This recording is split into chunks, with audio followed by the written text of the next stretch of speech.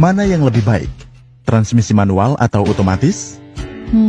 Itu pertanyaan yang cukup menarik. Perdebatan ini sudah terjadi dalam 7 dekade terakhir.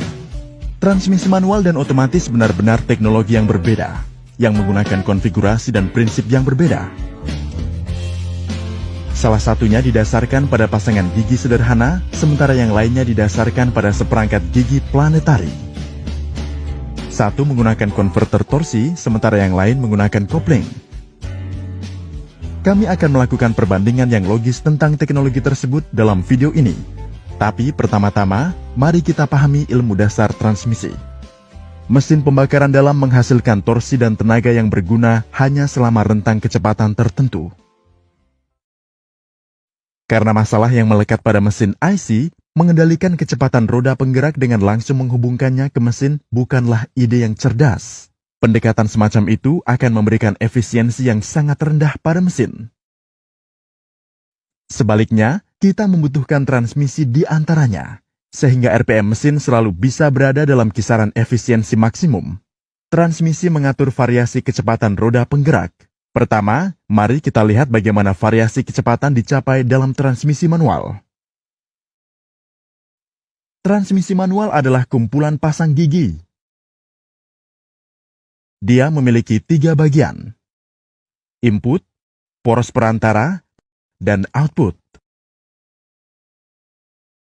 Input dihubungkan ke poros perantara, sehingga poros perantara selalu berputar pada kecepatan konstan. Poros perantara kemudian dihubungkan ke perangkat output. Anda dapat melihat bahwa roda gigi output akan berubah pada kecepatan yang berbeda, karena rasio roda gigi yang berbeda. Namun, roda gigi output tidak melekat tetap pada poros output, dan Anda bahkan dapat melihat celah antara roda gigi output dan poros.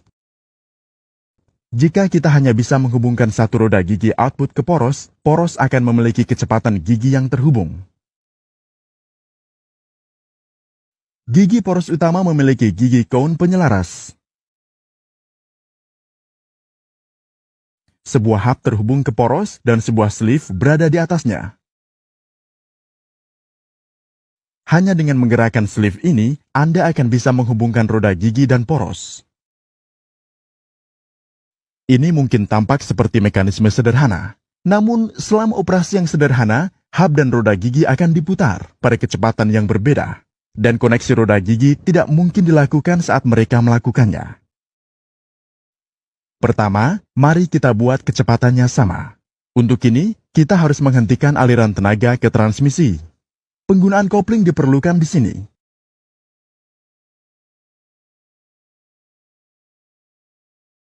Dengan melepaskan kumpulan kopling, aliran tenaga ke perangkat gigi dihentikan. Kini, ring penyelaras dengan cone gesekan bisa membantu mencocokkan kecepatan gigi dengan sleeve.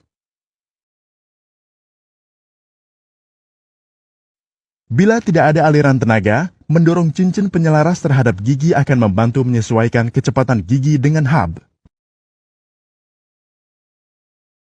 Sekarang kita bisa memiliki koneksi yang mulus. Setelah sambungan, kopling sudah terpasang. Jadi, setiap kali Anda perlu mengganti gigi, Anda harus melepaskan koplingnya. Ini juga berarti penghentian tenaga dan penurunan kecepatan selama penggantian gigi. Inilah sebabnya mengapa kemudi transmisi manual tidak pernah menjadi pengalaman yang lancar. Sekarang mari kita lihat bagaimana transmisi otomatis berbeda dengan transmisi manual. Transmisi otomatis dikembangkan untuk mengatasi masalah penghentian tenaga dalam transmisi manual dan menggunakan pengaturan susunan gigi planetari daripada sepasang roda gigi sederhana. Anda bisa melihat bahwa set gigi planetari memiliki 2 input dan 1 output. Prinsip dasar transmisi otomatis itu sederhana. Cukup variasikan 2 kecepatan input ini dan Anda akan mendapatkan output kecepatan yang berbeda.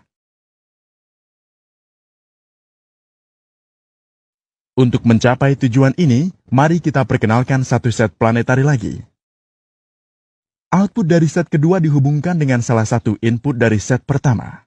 Dengan kata sederhana, pembawa set kedua dan perlengkapan lingkaran dari rangkaian pertama adalah unit tunggal. Ini merupakan mekanisme yang menarik dan merupakan transmisi otomatis yang paling sederhana.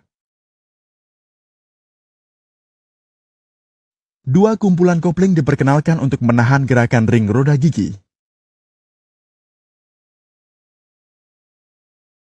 Saat kopling ditekan, roda gigi yang sesuai akan menjadi stasioner dan pembawa akan diputar.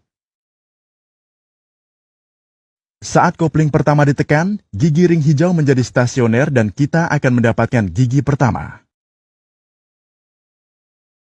Jika kita bisa memutar roda gigi hijau, kecepatan output akan meningkat.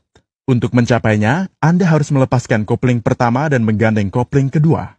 Ring gigi hijau akan berputar karena terhubung ke pembawa perangkat kedua. Perlu dicatat bahwa kopling pertama dilepaskan pada saat bersamaan saat kopling kedua terhubung. Jadi tidak terjadi kehilangan tenaga transmisi. 4 kecepatan output berbeda mungkin terjadi dengan 2 pengaturan set planetari. Untuk mempelajari detailnya, lihat video kami tentang transmisi otomatis.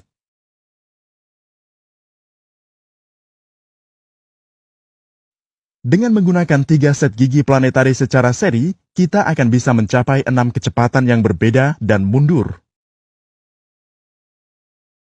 Keindahan transmisi otomatis adalah dengan menarik 2 kumpulan kopling yang tepat, kita bisa mencapai kecepatan output yang berbeda.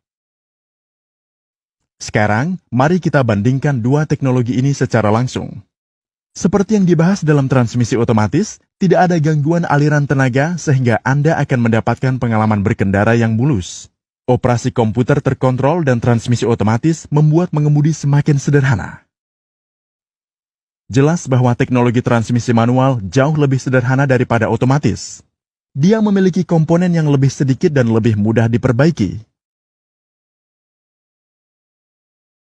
Di sisi lain, transmisi otomatis adalah pengaturan yang ketat. Ketika membicarakan pengoperasian tugas berat, transmisi manual memberikan daya tahan yang mumpuni. Karena alasan inilah, maka hampir 80% truk heavy duty menggunakan transmisi manual.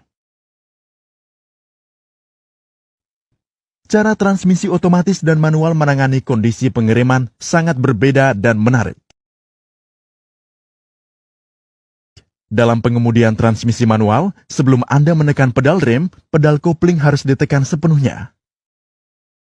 Dengan cara ini, putaran mesin dan rotasi roda dipisahkan sepenuhnya, dan roda yang tiba-tiba berhenti tidak akan ditransmisikan ke mesin. Namun, tidak ada pedal kopling di mobil transmisi otomatis. Jadi, untuk memisahkan putaran mesin dari transmisi, digunakanlah konverter torsi. Ini adalah kopling fluida yang memungkinkan selip sehingga konverter torsi membantu transmisi otomatis untuk menangani skenario pengiriman tanpa memerlukan pedal kopling. Namun, konverter torsi adalah generator panas yang baik yang pada gilirannya akan mengurangi efisiensi kendaraan. Akibatnya, kendaraan transmisi otomatis cenderung kurang irit bahan bakar dibandingkan kendaraan manual. Namun, konverter torsi modern telah mengatasi masalah ini. Kami berharap pada saat Anda berencana membeli kendaraan roda 4, Anda akan bisa memilih teknologi transmisi yang tepat sesuai kebutuhan Anda. Jangan lewatkan video transmisi DSG kami yang memiliki fitur transmisi.